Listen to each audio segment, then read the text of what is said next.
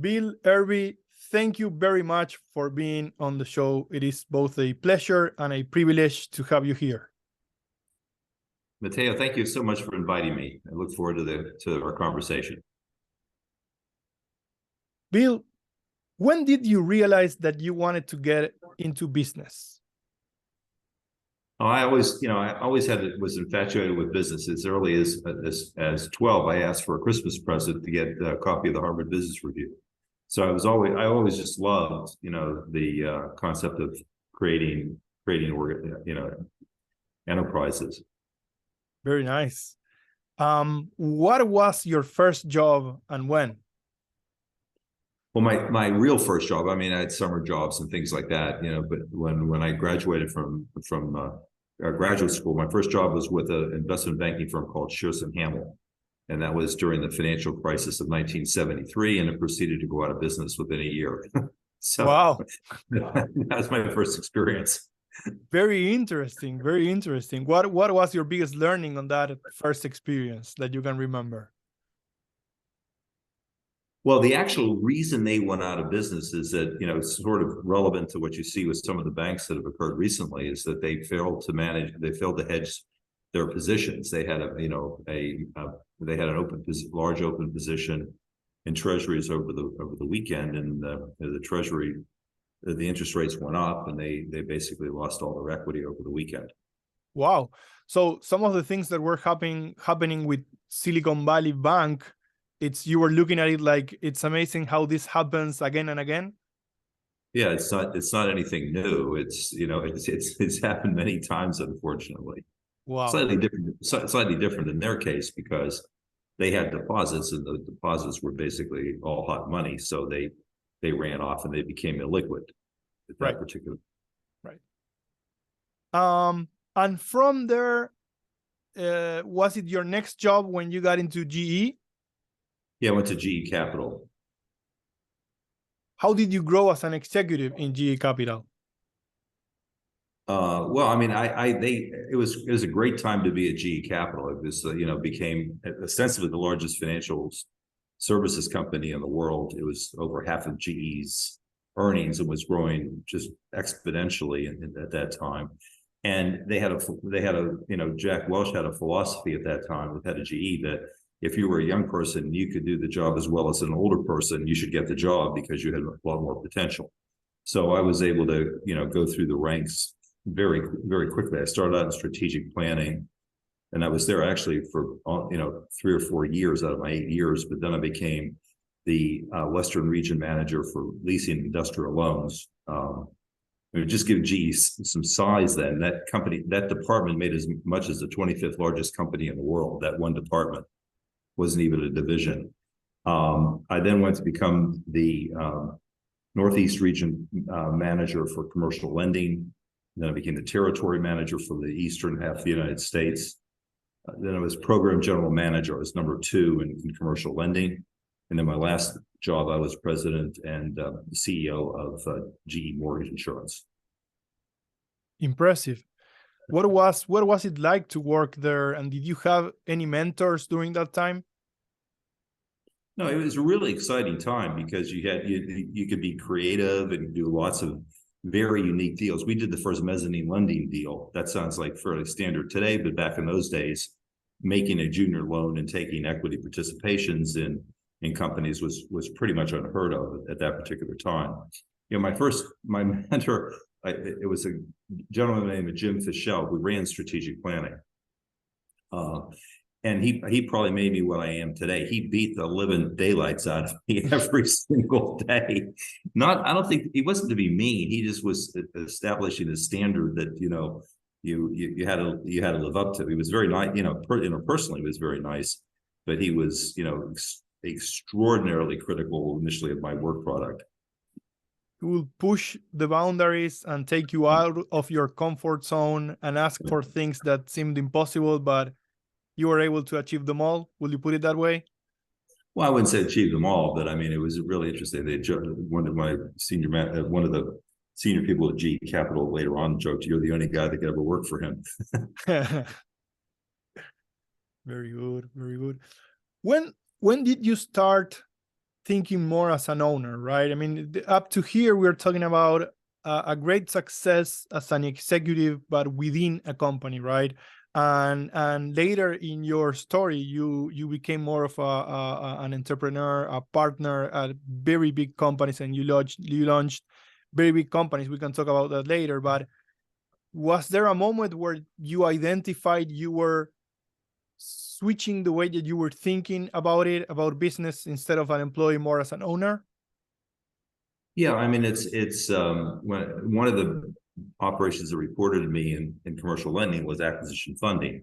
So you saw all these people doing leverage buyouts. It was it was a very exciting time. You could actually, for the first time, really get financing for ideas and be able to purchase companies at that particular point. So that was the starting point for that. Very good. And so you went out from GE, and then you started your career as a founder of very big companies, right? How did that happen? How did that transition happen? And how did you became the founder of 5 public companies in the US? Well, when I left, I went to a very small, shall we say, investment boutique. There were 2 sides of the business. One is we were the first or second largest stock option arbitrageur on all the stock exchanges. In other words, we kept the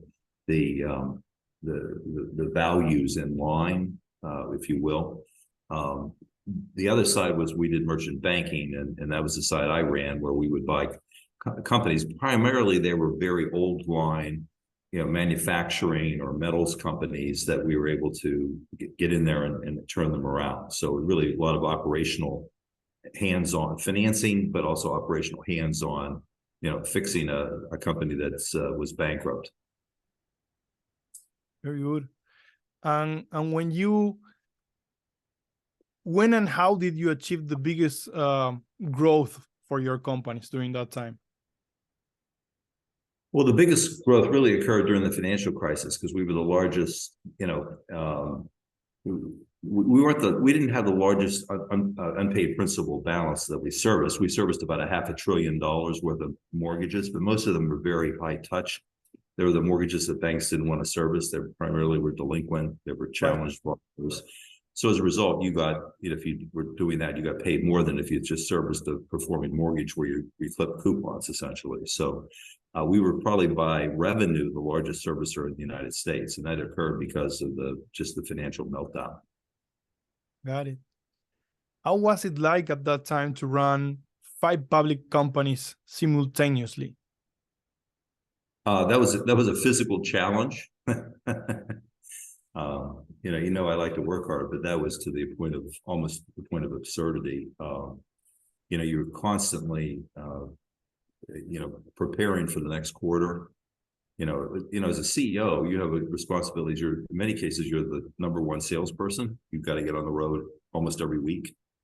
You need to deal with strategy. You need to deal with how do you do with personnel. But then you layer on that the fact that every quarter you had 5 earnings reports, you had 5, Qs or Ks, you had 5 earnings calls. I mean, it was a huge amount of preparatory work that took literally 7 days a week, somewhere like 14, 16 hours a day. How long does it take to get ready for the quarterly earnings reports and calls? And I ask this out of ignorance. How many surprises do you get on those calls, right? I've only been a listener in those calls, and sometimes you get investors asking questions. Do you get surprised on those calls, or do you go ready for what type of questions you're going to get there from investors? Does my question make sense? Yeah, there are 2 types. Well, one, if it's a legitimate question, you shouldn't be surprised by it, or you don't know what you're doing. In other words, if someone asks an insightful question that you actually haven't thought about, that should happen very infrequently, because you should know the business, okay? Right. I mean, sometimes investors ask questions that you don't even understand how they come up with the question. So, I mean, you do get surprises sometimes that people ask you questions like, where does that come from? Right. Got it. But getting prepared for it, the K or the Qs are large documents that you basically have to sign off on. So, there are many times 100 pages or more of very small very small type. So you have to review and go through drafts of 5 of those.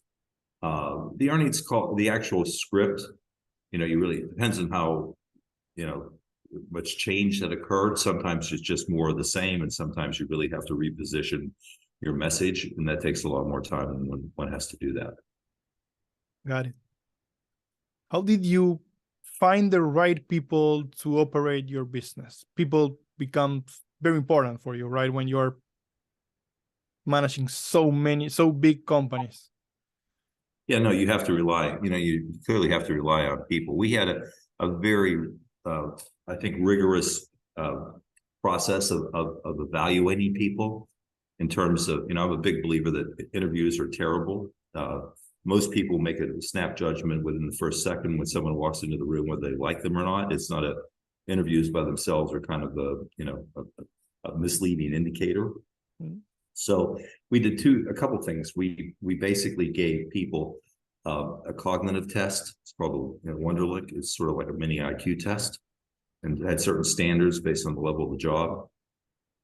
We had, we basically gave people personality profiles to not only know whether they, their personality would fit the job requirements that we had in terms of that. And then we also would ask them puzzle questions, which is another cognitive, 2 types of puzzle questions, which another measure of cognitive ability. So we would hire less than 1 in 100 that resumes that we looked at. And when you're hiring 7,000, 8,000 people a year, you had to have a pretty rigorous development process for onboarding those individuals, bringing them up to speed with respect to the organization and getting them, released into the workforce. So it was a pretty good size operation just doing that. Very good. You just make me feel very proud. I worked for 7 years in one of your companies, and I knew at the time I was going through a very rigorous process. I will tell my friends, and I'm going through all of this. It's not really easy to get here. You just made me very proud about that. Where are you now, Bill, in your career? What are you doing today? Well, I've started 6 tech companies. So working on those companies, trying to, develop them, many of them in revenue. We need to get somewhere close to break even. So we're going through the painful part of the journey. How did you get into angel investment and technology? Well, I had a friend of mine, his son worked for a company that was developing a new managed overlay to the internet. In other words, it would sit on top of the internet and help eliminate congestion. The internet, probably beyond the scope of this discussion, was shockingly unsophisticated how one would route data on the internet. It was an eye opener for me about how backward that was. And I looked at it as a problem. First of all, everybody looks at the different businesses that I'm in, have been in, as quite disparate businesses, but most of them really rely on 2 things that I'm just like, which is, basically statistics, or many people call it AI today, in terms of that. And also basically multivariate or, linear and nonlinear optimizations, which is things that where you would say, determine how does Amazon determine where its trucks go to be most efficient, or how do airlines determine their route schedules, or, how do you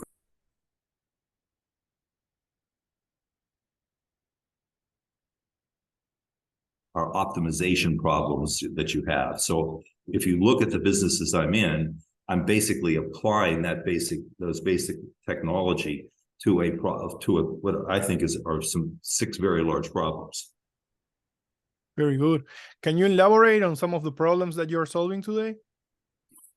Right. The first one I alluded to was the internet. I mean, the internet basically is rapidly approaching gridlock, the way in which the internet routes data. And first of all, the internet, if you actually look at the internet, it looks like the solar system. I mean, it is an incredibly complex organism. And unlike the solar system, the actual nodes and links can all change. So it looks like Harry Potter, You know, and when at Hogwarts, when you see the different, you know, stairs moving around, it has a high degree of complexity. It was considered to be a mathematically unsolvable problem to try to basically figure out how to route that efficiently. So effectively, the internet just uses what's called border gateway protocol. It says routers are the cause of congestion. Ergo, we want to send data over that route, which has the fewest number of routers in it. Right. Well, that works okay, except most of the shortest routes when you broadcast something are always the same route. So it congests the router and they fail. So, for example, when you had the Olympics in Brazil, most of Europe got blacked out on any big event. The reason being the shortest route for all that data was literally over the little island I sit on, St. Croix. Right. As opposed to using multiple routes where that could have been spread out much more efficiently. The border gateway protocol would say, no, St. Croix has the fewest number, that route has the fewest number of routers. You jam all the traffic through that one set of routers and they flap and the data gets sent back. So you have, you know, basically latency, you know, pixelation, poor resolution. So I said, well, this is basically a transportation problem. It's a very complex transportation problem, but at its core, that's what it is. So in order to solve that, we actually had to forecast demand and capacity on every single node and link in the internet. The way it was traditionally solved was, this is probably on the scope of this discussion, as net capacity, which doesn't make any sense. The reason being is capacity on the internet is known. It's a router. It's a physical device. You can either know what it says on the nameplate or you can measure it as to what its maximum capacity is. So then all you have to do is forecast demand. The problem why we were able, the big thing that we actually, one of the things we patented in there was most of the data was in fact corrupted. Okay. Because if you had a router that was receiving 520p and gave out 40p and gave out 540p, it essentially, you couldn't tell whether it was what its capacity was because it propagated everything it received. Most of the routers were in that state. So we were able to throw away most of the data and made it a mathematically solvable problem. So that was really how we approached that.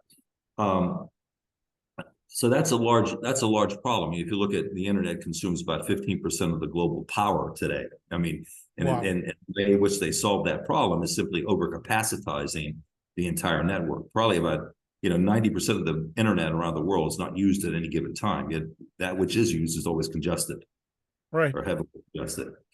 The second interesting business is my nephew's business, which I didn't start. But it's interesting. It's the first known therapy to cure kidney disease, which in the United States, more money is spent on kidney disease than is spent on cardiac and cancer combined. So it is a major source for 3 or 4 million people, unfortunately have kidney disease, severe kidney disease every year.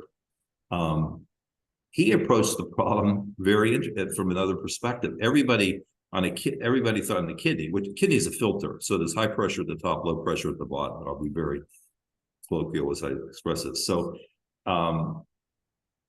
everybody thought when you had kidney disease and wasn't flowing through, you basically increase the pressure at the top. Well, the kidney actually pushes back. It doesn't, it's in a semi-rigid sac. It doesn't like that.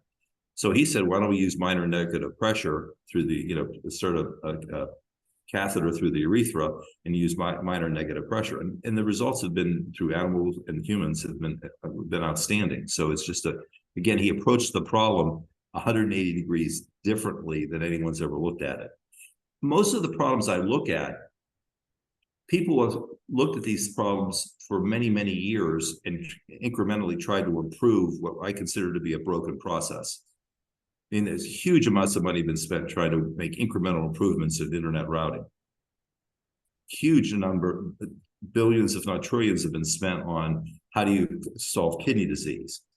You have to almost look at the problem from another perspective to solve it. Because many times when you have the right perspective, the problems are really simple to solve.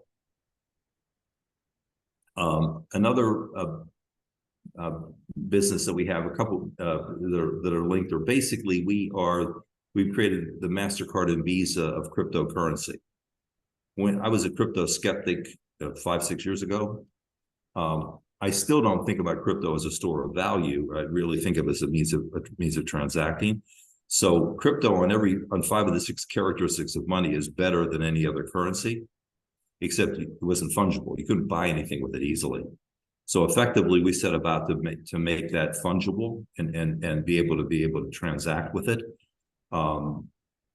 That the problems that you faced were the blockchain took a while to clear. We solved that by having instantaneous settlement. So, and we're not a walled garden. We're interfaced with every single wallet on the planet, and 99% of all the cryptocurrencies with respect to that. So that's another business that we have. We have another optimization business. We just had a really good review today. We've patented technology to reduce energy loss in EVs by 10%, which is considered breakthrough. And again, we looked at that as an optimization problem to basically solve that. What we did was very simple, and all these are really simple ideas when you cut through. When you look at a power curve for electric motor, it basically looks like a mountain. It looks like like a normal curve. And so when you get away from that sweet spot, it becomes very inefficient. So all I did was basically say, let's put multiple motors there, so you look like you have a lot of mountaintops. And so it reduces the efficiency area dramatically. We also basically patented optimizing regeneration, which is about 30% of the power in an EV. So again, it's shocking that people haven't really looked at these very simple solutions to what people thought were big problems. And then we have basically a company where we do online education to help kids get into the college of their university of their choice. That really grew out of our streaming business, if you will. Got it.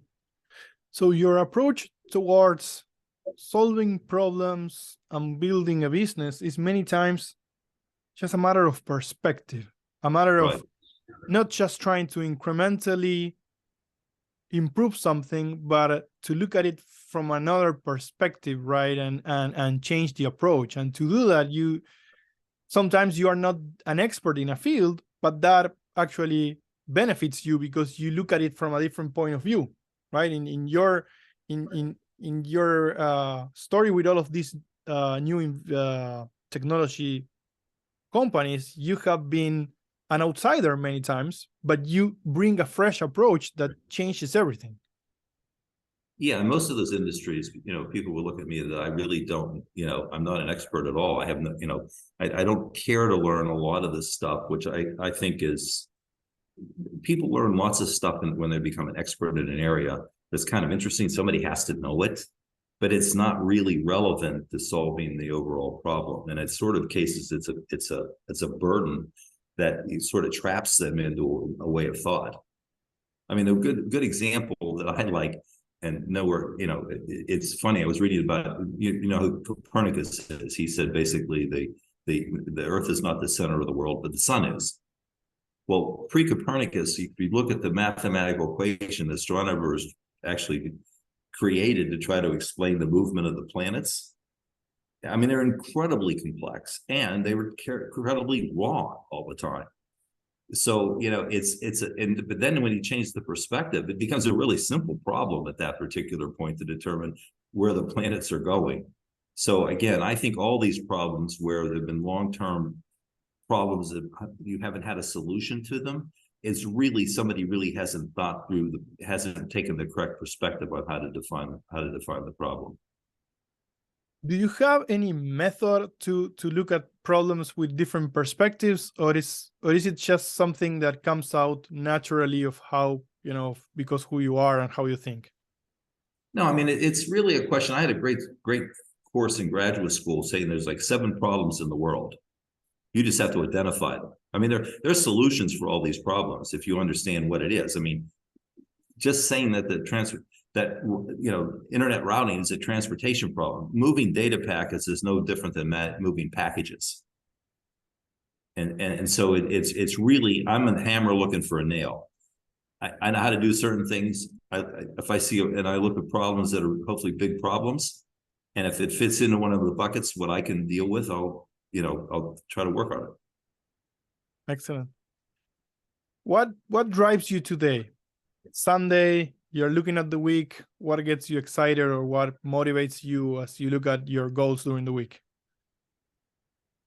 Well, I mean, it's interesting. I think the biggest challenge I face when you look at problems differently is, how do you communicate it to people who are, quote, experts in those fields? How do you get adoption? It's the communication problem issue that is really the biggest issue that is a challenge. And so what motivates me is to get these companies to be large, very successful, profitable enterprises. Very good. Sorry. What do you do when you are not working? What do you do in your free time? Oh, well, I exercise a little bit, spend time with my wife, and play with my dogs. Very nice. Very nice. What new technology gets you excited when you see everything that's going on right now? What? Say it again, please. What new technology gets you excited? I think that, obviously the two areas, one area is obviously AI. I mean, it is a very, there's I can't remember the name of the author who won a Nobel Prize, not for this book, but it's like thinking fast, thinking slow. Yep. Most things that humans do are thinking fast. It's a learned response to a stimulus. Now, you can go even to very many professions. For example, a radiologist is really a learned response. You literally, AI will does a better job than a radiologist does, and you don't have to spend all the extra money to dummy it down so the human can read it. So there are many different functions out there that are really simply learned responses, and those AI will replace that 95% or more of human activity that requires a learned response. I mean, I find it interesting that even General Miley, the chairman of the Joint Chiefs of Staff, said within 15 years or maybe sooner, you really won't have soldiers, sailors, and pilots. Yeah. You won't have war where you basically put humans out there and basically conduct a war. You basically have AI with robots and machines actually conducting the warfare. The next technology that gets me really excited is also just 3D printing. I mean, I think it really will change the whole way in which manufacturing occurs, as opposed to what's happened for hundreds of years with regard to that. But it won't. It's not without challenges. What do you do with all the humans that did those jobs? How do you? This is probably the first time in history that, as affluence has gone up, education levels have not kept pace. And it's really that's really a serious social problem, to get people better educated so they can in fact do creative jobs, when they don't have to do the manual jobs any longer. So who the Luddites were in the Industrial Revolution. You have those same issues right now with people, bemoaning the growth in technology and what it means for mankind. I think we'll look back and say this is probably one of the more improvement in human condition, one of the most important periods of time for improving the human condition. Though there will be significant dislocations in the interim. Yeah. I look at my kids. I have a 5-year-old and a 7-year-old, and as they go through school, right, and I go to school gatherings and hear the teachers talk about how they are teaching the children, right? And I think they have a great challenge in front of them. Everything is changing so fast, right? That how do you bring up people that needs to be empathetic and creative above all? Like you said, right? I agree with you. The future, it's all about being creative, being able to really connect with human beings at a different level, right? And thinking slow, which in this crazy world that we live in, thinking slow, it's people tend to do the opposite, right? Everyone goes fast and never stops to really think about something and come up with a creative solution. So I agree with you. I think we are living very interesting times right now. Yeah, and you've seen this with, over time, we've become less dependent on raw materials and physical stuff. You're going to see that even more. I mean, most of the businesses I started used mathematics to solve something people thought were physical problems, as opposed to just putting more hardware against it. It's actually thinking through what resources you actually need to do to do that task. Yeah, I agree. What advice do you have for entrepreneurs listening to us? What would you say is the key to success? Someone is starting a business, someone is thinking of starting a business. If you had to summarize what you think, based on your experience, the key to success is. Well, in my case, I think it's actually, and I advise young adults, don't go out and start a business right away because you don't know anything. No offense, but you're learning on your own nickel or someone else's nickel. When if you go work for a well-run company, you actually get a great education and know what to, how to function. Like in GE Capital at that time was a great company. It's sad to see what's happened to GE over these years. I mean, but you actually picked up pretty good management techniques just through osmosis because that's how the company worked. Right. If you have to go on a voyage of discovery on everything you do to run a company, you're going to make a lot of mistakes. I saw on a pitch book today that half of the VC firms think almost half of their management teams are not capable of managing the company. Yeah. And what do I don't know what you expect when you take somebody that's 26 years old that's never really worked for a real company and wonder why they don't know how to run a real company. It's you're not going to learn that overnight.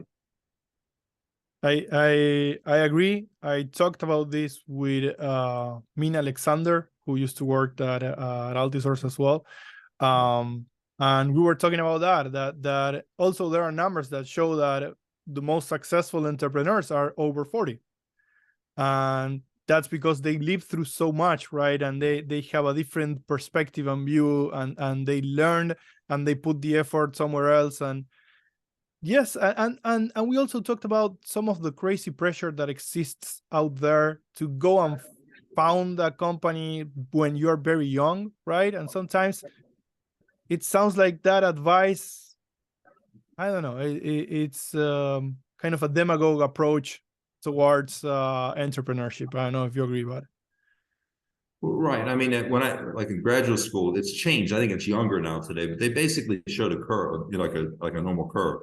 And most people would be around 30 to 32 was the sweet spot to start a company in terms of ones that would succeed. Right. Okay. So if you're younger than that, you don't really have enough experience at all. And if you're older than that, you begin to take on responsibilities that don't let you work 12 to 15, 16 hours a day. Right. So, and you have financial exposure and all that other stuff that cause them to be less successful. So there's a very narrow sweet spot. Now you see other people in tech today that have started companies at, a fairly young age and have been extremely successful. But by and large, those people are, 1/100th of 1% in the upper echelon of intelligence, right, and willing to work, 24/7.